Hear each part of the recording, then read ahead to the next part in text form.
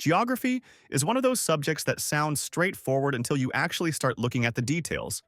You think you know where a country is, how big a mountain is, or why a city got its nickname. And then, boom, reality throws you a curveball. Some geography facts sound so ridiculous that they shouldn't be real. But guess what? They are. Today we're diving into 15 geography facts that make you question everything you thought you knew. So guys, are you ready to be blown away? Come with me. 1. China, the atheist nation? Here's to our first fact. Now, this one is interesting. China is often considered a non-religious country, and in a way, that's true.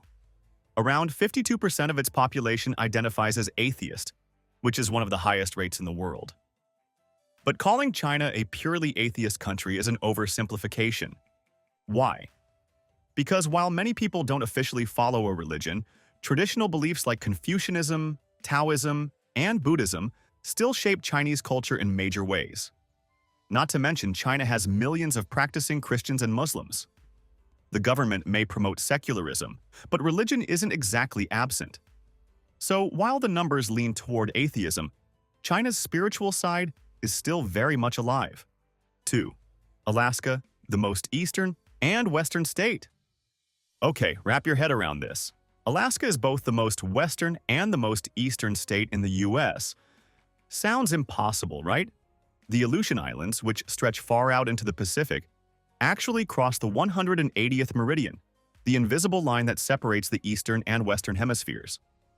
Because of this, part of Alaska technically sits in the eastern hemisphere, making it the most eastern US state. So it holds the title for both the most western and most eastern state in the country. 3. The closest point on land to space? Not Everest. If I asked you what the closest point on Earth's surface to space is, you'd probably say Mount Everest, right? I mean, it's the tallest mountain in the world. That might make sense to you, but nope, it's Mount Chimborazo in Ecuador. Now, Chimborazo is only about 6,263 meters, 20,548 feet high, which doesn't even put it in the top 100 tallest mountains. So what gives? It's all about the Earth's shape. Our planet isn't a perfect sphere. It bulges at the equator, and Chimborazo sits right on that bulge, meaning its summit is actually the farthest point from Earth's center, and that's closer to space than Everest's peak. Everest may be taller above sea level, but Chimborazo is the true king when it comes to touching the sky.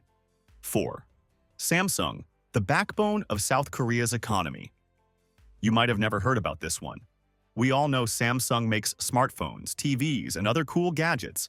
But did you know it's basically the backbone of South Korea's economy? This one shocked me, actually. Samsung is responsible for around 20% of South Korea's entire GDP. Yeah, you heard that right. One single company contributes a fifth of the country's economy. Imagine if one company had that much control over a major country's finances. Samsung isn't just a tech giant. It's practically a national institution.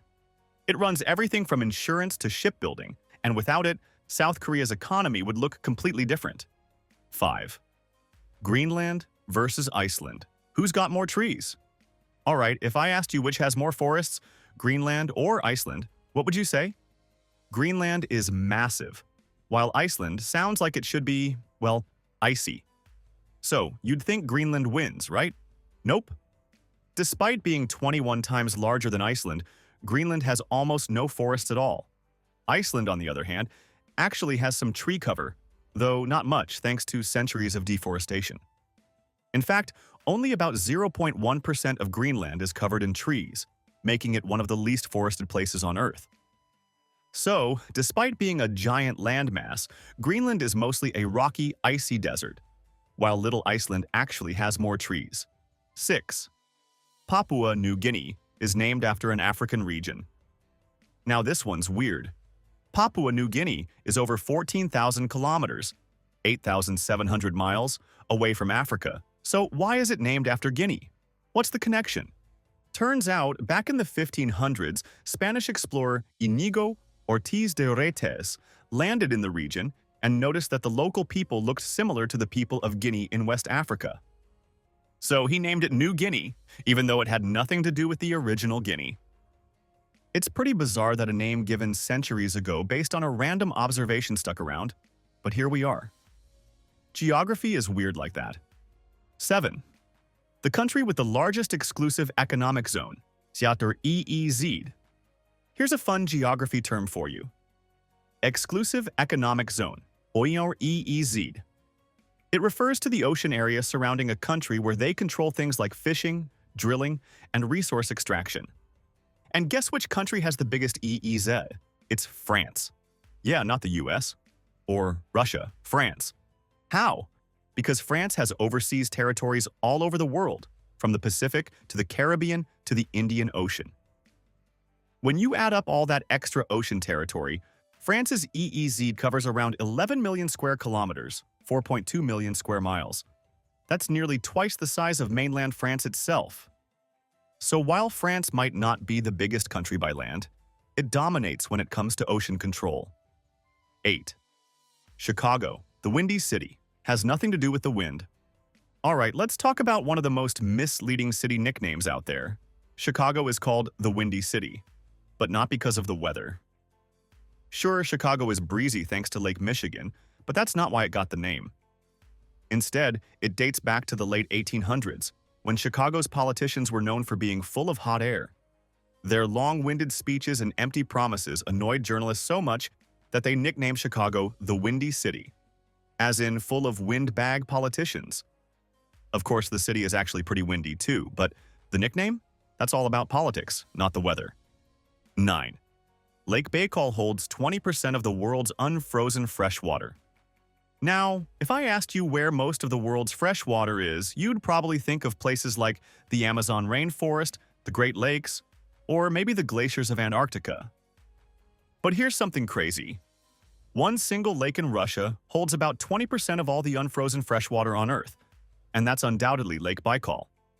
Sitting deep in Siberia, Lake Baikal is the deepest and oldest freshwater lake on the planet. It plunges down over 1,600 meters, 5,300 feet, which is enough to submerge multiple Empire State Buildings stacked on top of each other. It's so deep because it sits in a continental rift, meaning the ground beneath it is literally being pulled apart. So yeah, this one lake has a fifth of all the drinkable water on Earth. If that's not insane, I don't know what is. 10. The Maldives, the world's flattest and lowest lying country. Okay, this one really puts things into perspective. The Maldives is the lowest lying country in the world. Now, when I say low, I mean really low. The entire country, made up of 1,190 coral islands, has an average elevation of just 1.8 meters, 5 feet 9 inches, above sea level. That's shorter than most people. And because of that, it's also the flattest country in the world. No mountains, no real hills, just beautiful tropical beaches that are unfortunately at serious risk of disappearing due to rising sea levels. If sea levels keep rising at the current rate, large parts of the Maldives could be underwater by the end of this century. So yeah, if you ever wanted to visit paradise, now might be the time. 11th. Ceuta, a Spanish city in Africa? Alright, pop quiz. If I told you to point to Spain on a map, you'd look at Europe, right? That makes sense because Spain is a European country, but geography doesn't say that because Spain actually has cities on the African continent. One of them is called Ceuta, and it sits on the northern coast of Africa, right next to Morocco. It's technically an autonomous Spanish city, meaning it's fully part of Spain, even though it's not in mainland Europe. It even uses the euro and flies the Spanish flag. Why does Spain own a chunk of Africa? Long story short, history. Spain has controlled Ceuta for centuries, and despite tensions with Morocco over the territory, it remains a fully Spanish city to this day. 12th.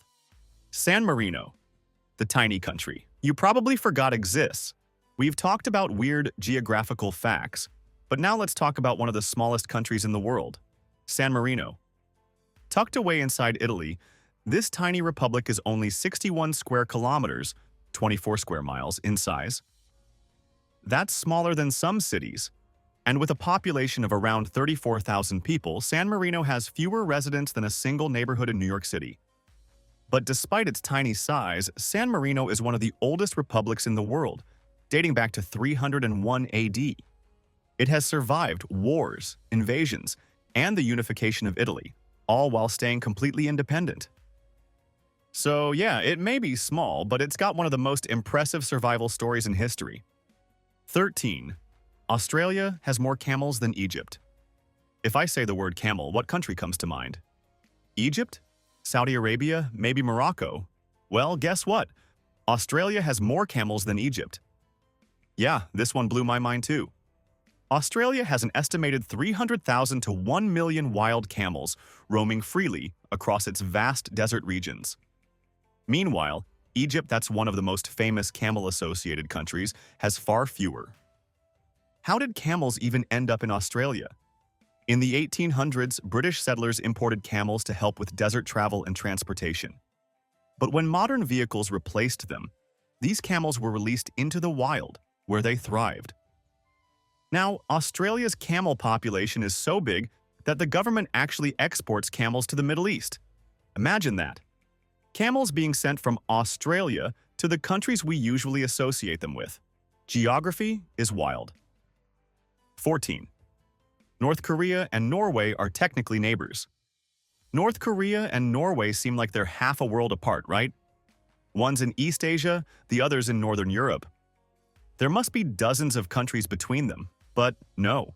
In reality, it's completely possible to travel from Pyongyang, North Korea, to Oslo, Norway, by crossing only one country, and that's Russia. Here, if you look at a map, you'll see that North Korea and Norway are connected by a massive Russian landmass. North Korea borders Russia in the far northeast, and Norway shares a border with Russia in the far northwest. So technically, if you're in North Korea and want to get to Norway, you just have to cross Russia and boom, you're there. 15. Norway's coastline is so long. It could wrap around Earth twice. Speaking of Norway, let's talk about something that sounds fake but isn't. Norway's coastline is so long that if you stretched it out, it could wrap around the Earth twice. Now, at first glance, Norway doesn't seem that big, but thanks to its thousands of fjords, islands, and inlets, its coastline is absolutely massive. If you just measure it in a straight line, it's about 2,650 kilometers, 1,650 miles, long. But if you follow every little twist and turn, the true length is a mind-blowing 100,915 kilometers, 62,706 miles. That's longer than the equator's entire circumference, 40,075 kilometers, or 24,901 miles. So, yeah, Norway's coastline is a maze of land and sea so intricate that if you unraveled it, you'd have enough coastline to circle the globe twice. That's some serious real estate. From Norway's ridiculously long coastline to Australia's unexpected camel invasion, these are the kinds of facts that make you stop and question everything you thought you knew. Which one surprised you the most?